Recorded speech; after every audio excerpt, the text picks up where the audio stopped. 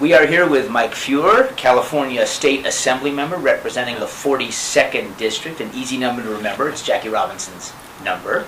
Thank you for doing this with our E-Club, Mike. Of course, it's a pleasure to be with you, Mel. You have a Rotary background slightly yourself. You had something in your past related specifically to Rotary. What happened in your youth? When I was in high school, I was a member of the Interact Club in San Bernardino, where I grew up. And when I graduated from high school, I needed to obtain financial aid to be able to afford college. And one of the first scholarships I received was a scholarship from the Rotary Club of San Bernardino, which was a major help to me when I went to college. That's fantastic. We'll have to send them the link to this video from our E-Club when we're done. Yes, it was called the Bing Wong Scholarship, just so you know, named after a restaurateur and business person in San Bernardino. That's great. That's more detailed than I knew. And probably than you were looking for in this conversation, well, but that's okay. Each of us with legal backgrounds never ask the question if you don't already know the answer. Yes. So from your perspective, representing this area to the state of California, what's the state of the state from your perspective right now? I share Governor Brown's optimism about the future of our state, and yet I'm very realistic about our current challenges. Because California remains a place which has enormous potential. We have the economic infrastructure here with the high-tech industry in the Silicon Valley, with biotech here. We have an education system which has the potential, if we fund it properly, to continue to make us a leader in productivity in the world. We have the entertainment industry here in Los Angeles. There's so much that is distinctive about California from an economic standpoint.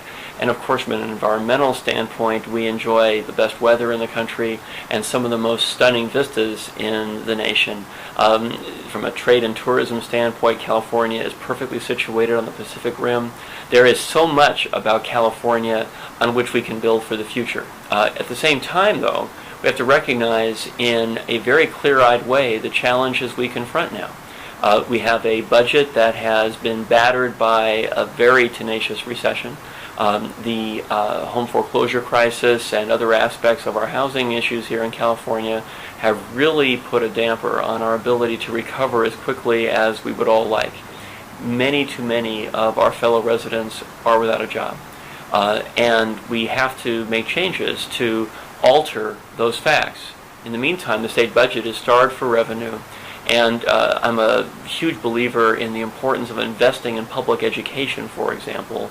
The fact that we've not been able to do that at a pace that makes any sense is appalling to me and has a real impact on our future. So I think lots of long-term reasons to be optimistic. If we get a handle on our budget, if our economy begins to turn around, lots of reasons to feel good, but we have to tackle these problems now. Without putting you too much on the spot with the so-called other side of the aisle, are there areas where both Republicans and Democrats are at least starting to be on the same page as to here are the problems and we need to find the solutions? I think there is, at least in the words that are employed on the floor of the legislature, a common sense that our education system is in crisis and needs to be addressed. It needs to be funded, needs to be important reforms. I think we can agree, at least at 10,000 feet, on the importance of small business in particular and reviving our economy here in the state. I know we can agree that our transportation system is crucial and should really be a bipartisan issue here in our state, even though it is not in Washington at the moment. So there are areas where we can agree. The prescriptions are a different matter. And some of my proudest moments as a legislator have been when I've been able to identify a partner on the other side of the aisle, find common ground, and say, why don't we move forward on this issue together?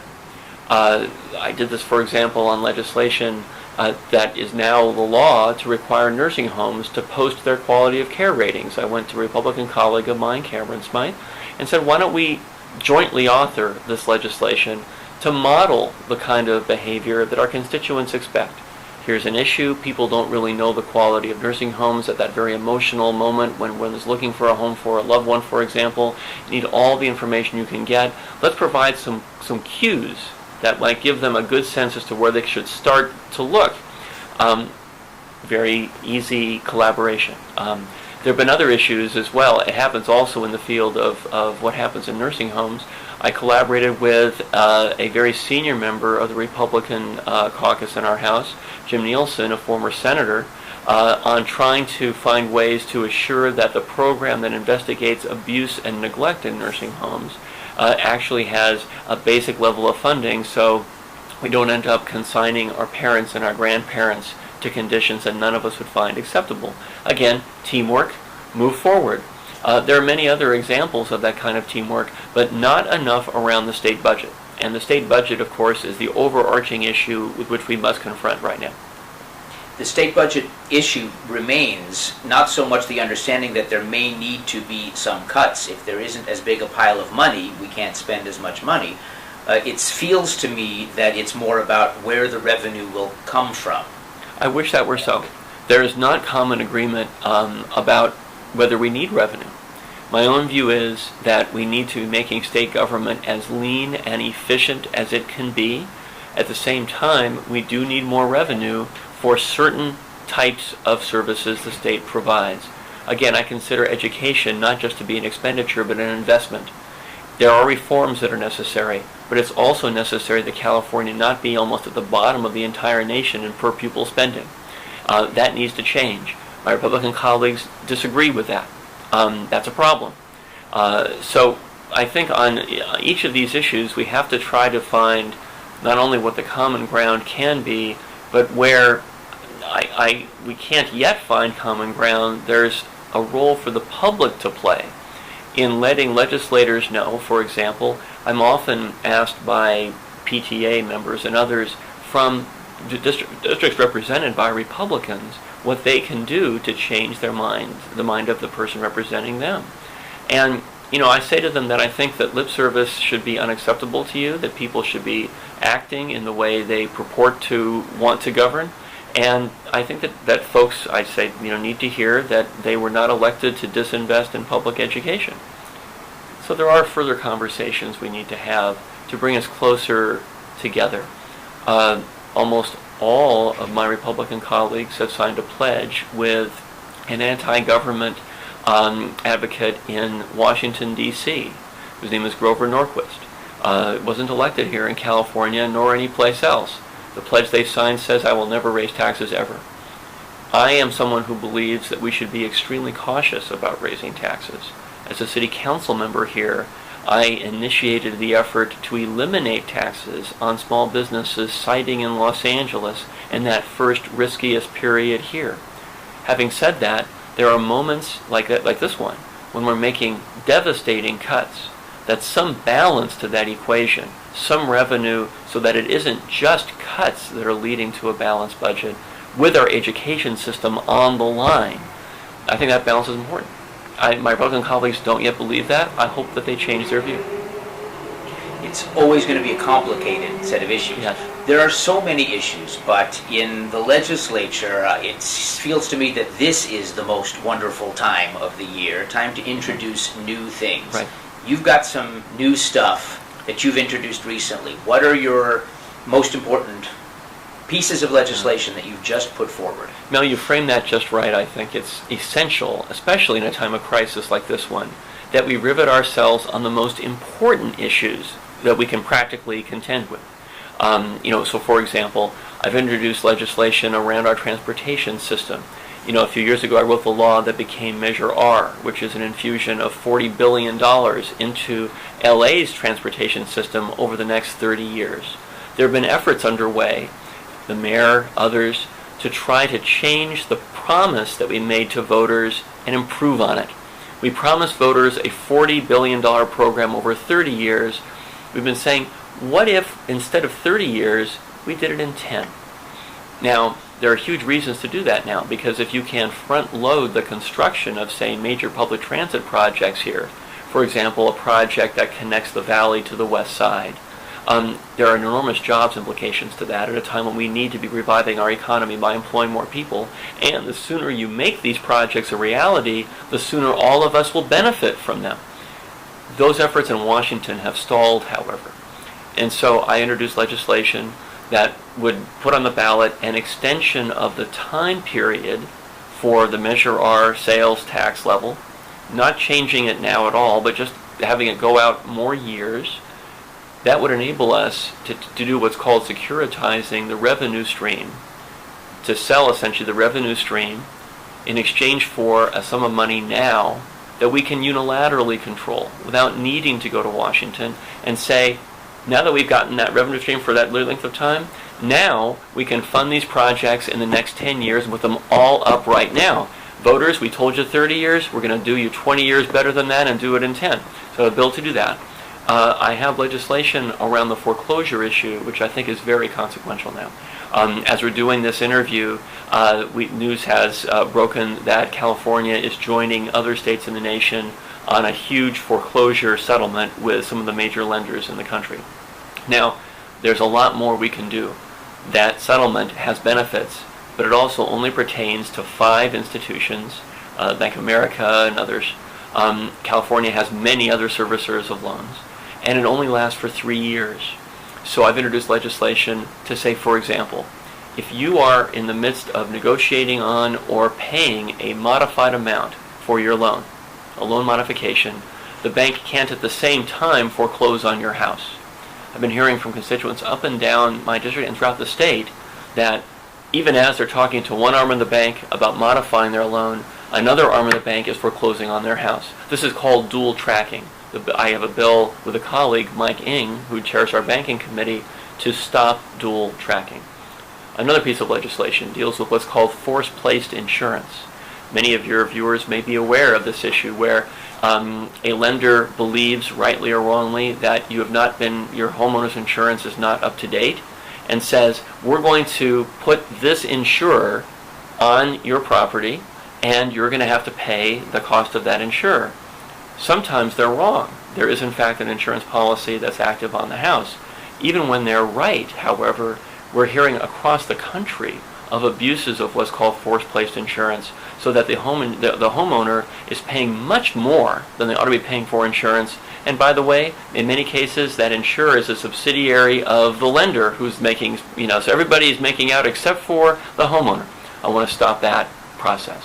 Other legislation, I've introduced a bill to require that foreclosure documents be available in the principal language of the homeowner. Think what it would be like for a moment. These documents are hard enough to navigate. If your principal language were Tagalog or Spanish or Japanese, and you were finding that the only language of your documents was English, not a great way to understand what your rights are. And it's not so much English, it's legalese. Well, that's correct. And these are often technical documents. So I have a bill to do that. I'll be introducing other bills in this area as well to make the foreclosure process more friendly to consumers. I introduced legislation in response to a 3-part series in the Los Angeles Times about abuses in what's called the buy here, pay here market for used cars, where for a large swath of people, these are car dealers that are trying to make an enormous amount of money on low-income wage earners. They don't even put the sticker price of the car on the car. They say, well, can you afford to pay? And they structure an arrangement under which often buyers get placed in exceptionally negative circumstances. The Times highlighted these abuses. I have legislation to stop many of those abuses. Other bills as well. You might have seen recently, in the wake of the Occupy LA movement, that a member or members of the LAPD command staff had their home addresses put on the internet. What that problem highlighted is the fact that at the moment, the records of police officers, sheriff's deputies, others who are involved in positions where they might come in contact with people who are not necessarily going to do well by others, can get their home information, either by going to the assessor recorder or by going online. I have legislation that would enable classes of people employed in professions where there's a public safety element, allow them to shield their data about where they live from people who are looking for that information. Imagine how it would feel if you were a police officer going to work during the day, knowing that at home were your spouse and your kids, and many people could just find out where you lived that day. And let's say you're involved in trying to suppress gang activity. That'd be a pretty scary prospect. And I have legislation designed to address the problems that are alleged to have happened at Penn State. I want to assure that officials on college campuses are what are called mandated reporters, so that they're required to say when they see a potential instance of abuse on their campus. Now it's not the case. I could go on, but you get the sense. There are a lot of matters in which I'm involved, from the budget to home foreclosure to consumer protection to dramatically changing our transportation system. I have some public safety bills this year. These are all issues people really care about. I'm going to play interviewer's privilege for 1 second and ask you, because it's an interest of mine, what is your take on environmental issues in California? In addition, there's always the conflict that there's an argument to be made that I think is ridiculous, that somehow environmental legislation hurts job growth, which strikes me as the opposite, but you know more than I do. Well, I will say I've been very proud to have been in the center of key environmental protections since not only coming to the state legislature, but as a city council member earlier. And I share your I share your commitment to the environment. As a member of the state legislature, for example, I wrote what was called the most comprehensive such law in the country to give the state the authority to get cancer-causing substances out of consumer products that are used every day. It's an enormous issue. The correlation between toxics in everyday life and the increasing rates of cancer can't be overstated. It's a very major problem. And as you can tell, I'm trying to find ways as a legislator, as a lawmaker, to touch the lives of people in ways that will really matter to them. Other environmental issues I've been working on, the transit bill I described earlier, is a big environmental issue. You know, my own daughter, who's now a freshman in college, but is a graduate of Portola Middle School and North Hollywood High School, is an athlete, played softball here. Very, very good athlete, by the way. Not that I'm proud or anything. But she also has asthma. There's no genetic asthma in our family. This is because of the particulate pollution that kids in LA breathe. And it's not right. We can do better than that. And that's one reason I take the public transit issues so seriously, is that we can be changing our culture and changing the quality of life and health for our kids. But there are other issues as well when it comes to the environment. I mean, this year I'll be introducing legislation, for example, to require improved standards in energy use for consumer products in the state, because we know that many of the products that we take for granted siphon energy. You know, think of your DVD player, for example. You know, the DVR that's on at night. It's plugged in. Huge energy user, for instance. We should be looking for ways to improve and diminish the energy use of appliances like that we don't need to be having every day, every hour of the day. There are other issues as well. Water is a huge issue. I'm proud to have written a piece of groundbreaking legislation here where every city in the state now, metropolitan areas, are required to reduce their per capita water use by 20% by 2020. That seems like an esoteric issue, I'm sure, to people listening to this. But people take for granted in Los Angeles, you turn on the tap and there's water. We all know that we're living in a semi-arid climate where very little water is naturally present here. We don't have enough water in our state to sustain us into the future unless we change our habits right now.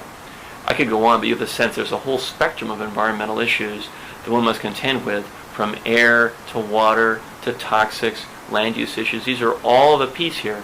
I share your view that people gravitate to Los Angeles and to California because of the quality of our life, and that includes a high-quality environment. You've had a unique experience in the Assembly in that you have served in the Assembly under two different governors, each with a unique nickname. You can't answer the way I'm going to ask it, but you've gone from the Governator to Governor Moonbeam. But the kidding aside, what has the difference been in your experience in Sacramento and the state and the legislature under Governor Schwarzenegger and now under Governor Brown? The major difference I would cite is that Governor Brown has been much more engaged in the details of government on an everyday basis. It's important as a leader at every level of government to have a vision of where you want to take the jurisdiction which you represent, but it's also important to be able to roll up your sleeves and effectuate that vision. And I think Governor Brown in particular understands with great seriousness, especially with the challenges we're facing right now, one has to be able to engage in the details. And I've seen that. He's much more present in the daily lives of legislators and much more personally involved in decision making at a fairly granular level. And you can argue that in some cases, people may characterize that as micromanaging. I characterize it as the ability and the interest in understanding the implications of what we're doing every day. Your term in the Assembly is Yes. coming to an end Yes. by rule. You're termed out, as they say, Right. which is the most wonderful thing in late June about Rotary Club presidents. We're termed out, and they all know it. Looking back, you may already have touched on it earlier, but looking back, what would you like to be able to say your legacy was on the legislative process, on the behavior in Sacramento, on the feel of the state assembly and the way government is run? What would you like to have left behind as you step out of the assembly? It's a great question. And my view is of elected services, life is very short, as are terms, and one needs to burn very brightly, and then one moves on. Now, I think as a substantive matter, there is an array of goals I've tried to pursue and have had an impact on. Again, LA's transportation system is going to be changed forever, in part because of my work. I'm very proud of that. I've done a lot of important work on public safety issues.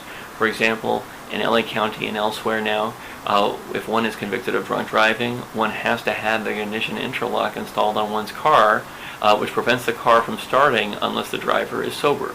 Drunk driving takes an enormous toll in life and in every respect around our state.